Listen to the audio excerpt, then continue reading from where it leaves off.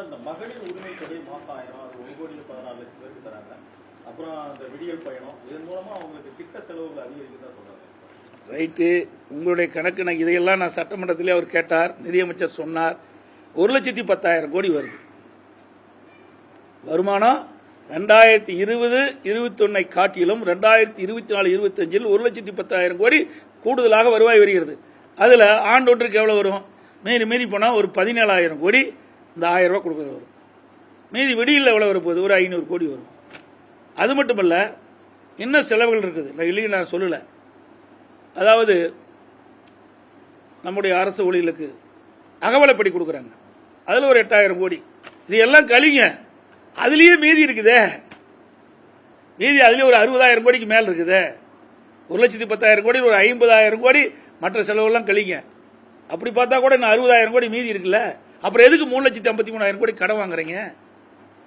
இவ்வளவு கடன் வாங்கியும் என்ன ஒரு புதிய பெரிய திட்டத்தை கொண்டாந்துருக்கிறீங்க? எந்த ஒரு புதிய பெரிய திட்டமும் வரலையே. அதான மக்கள் கேள்வி கேட்கிறாங்க.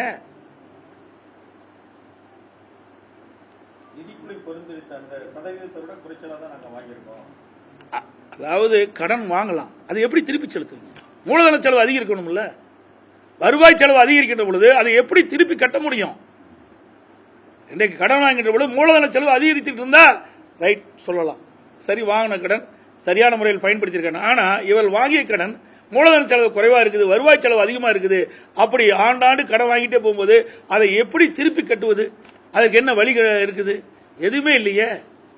அனைத்து ஊடகங்களுக்கும் பத்திரிகைகளுக்கும் வணக்கம், நன்றி சார். அதெல்லாம் ஏன் சார் கேட்கறீங்க சார்? அதாவது நீங்க இல்லாத ஊருக்கு வழி கேட்கிற மாதிரி, அதாவது இல்லாத ஊருக்கு வழி கேட்கிற மாதிரி இருக்குது. நாங்க தான் வெளியில் வந்தாச்சு, அதை பத்தி கேட்க வேண்டிய அவசியம் இல்லை, விட்டுருங்க. ஏன்னா அதெல்லாம் அடுத்த கட்சிங்க, அதில் ஒரு தேசிய கட்சி, அந்த கட்சியில் இவரை மாற்றுவாங்களா அவரை மாற்றுவாங்களா அப்படிங்கிற சொல்லுவதுலாம் எங்ககிட்ட அந்த பவர்ஸ் இல்லை. ஏன்னா இல்ல அதெல்லாம் திமுகவுக்கு இருக்குது, நாங்க இல்லைன்னு சொல்லல. ஏன்னா தேசிய கட்சிக்கு தலைவராக நியமிப்பது கூட திமுக தான். தேசிய கட்சிக்கு தலைவர்களாக நியமிப்பது கூட திமுக கட்சி தலைவர் சொல்லுவதுதான் கேட்பாங்க. அண்ணா திமுக அப்படி இல்லை. கூட்டணி என்பது தேர்தல் நேரத்தில் முடிவு செய்யப்படும்.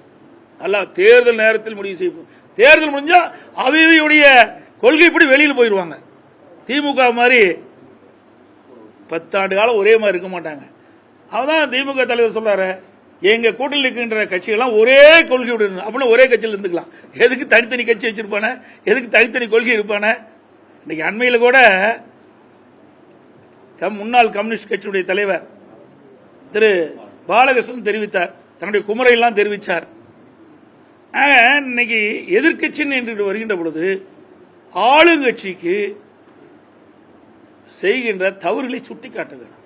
அதுதான் ஒரு பிரதான எதிர்கட்சியினுடைய கடமை. எல்லா எதிர்கட்சிக்கும் அதுதான். ஆளுங்கட்சியை தவிர்த்து மற்ற எல்லாமே எதிர்கட்சி தான். ஆளுங்கட்சியை தவிர்த்து மற்ற எல்லாமே எதிர்கட்சி தான்.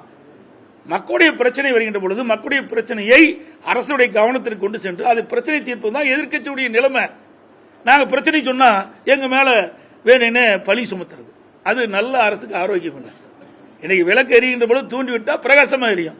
அப்படி ஒரு ஆட்சியில் நடைபெற்ற குற்றங்களை பிரதான எதிர்கட்சி முறையில் நாங்கள் சொல்லுகின்ற பொழுது அதை ஆய்வு செய்து அதில் என்ன தவறு இருக்குது அதை சரி செஞ்சா மக்கள் மத்தியில் நல்ல பெயர் கிடைக்கும். அதெல்லாம் விட்டுட்டு நாங்கள் ஏதாவது ஒரு குறை எடுத்து சொன்னா எங்க மீது உடனே பழி சுமத்துறது, உடனே கள்ள கூட்டணியுமா, கள்ள கூட்டணி நேர் கூட்டணி வேணும் வேணும் வேண்டாம் வேண்டாம்.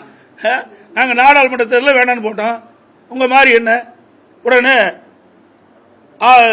எதிர்கட்சியா இருக்கும்போது பாரத பிரதமர் தமிழ்நாட்டுக்கு வரும்போது கருப்பு பலூன் விடுறீங்க.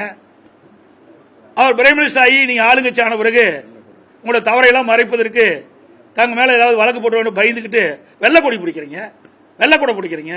இதுதான் உங்களுக்கு டபுள் கேம். அண்ணா திமுக அப்படி இல்லை.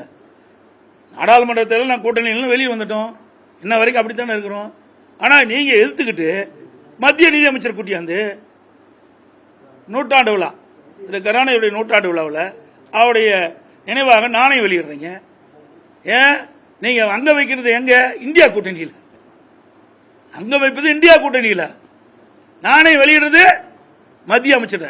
இதுதாங்க இரட்டை வேடம்.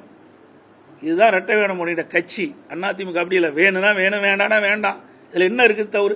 ஒரு கட்சியில் சேர ஒரு கட்சியில் சேர மாட்டோம், அது அந்தந்த கட்சியுடைய நோக்கம்.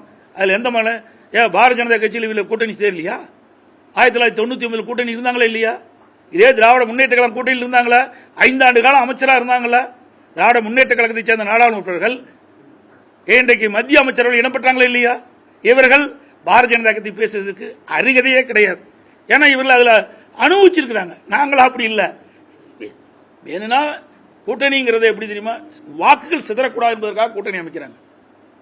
கூட்டணி அமைக்கின்ற என்பது வாக்குகள் சிதறக்கூடாது, எதிரிகளை வீழ்த்த வேண்டும் என்ற அடிப்படையில் தான் கூட்டணி அமைக்கிறத ஒழிய கூட்டணி சொல்றதெல்லாம், கூட்டணி சேர்ந்தவர்கள் அவர் சொல்வதெல்லாம் கேட்பதெல்லாம் அதெல்லாம் ஒரு கொள்கையே கிடையாது. அந்த கட்சி கொள்கை இல்லை. கொள்கை இல்லாத கட்சிகள் எல்லாம் ஒன்றாக சேர்ந்து தான் திமுக தலைமையில் இருக்கு. அதிமுக வாக்குகள் யாருக்கு தான் போகும் சார்? இது எப்படி இந்த கேள்விக்கு பதிலே சொல்ல முடியாது. ஏங்க இது ரகசிய வாக்குங்க. இது இங்க போவோம் அங்க போகணும் யாரும் சொல்லக்கூடாது. தேர்தல் விதிமுறைப்படி எந்த ஒரு வாக்காளையும் நிர்பந்தப்படுத்தக்கூடாது. இது ஒரு ஜனநாயக நாடு. நம்முடைய சட்டம் தெளிவா சொல்லுது. இவருக்கு வாக்களிச்சு அவருக்கு வெளியிலே நீங்களும் சொல்லக்கூடாது, நானும் சொல்லக்கூடாது. அப்ப நாங்க எப்படி சொல்ல முடியும்?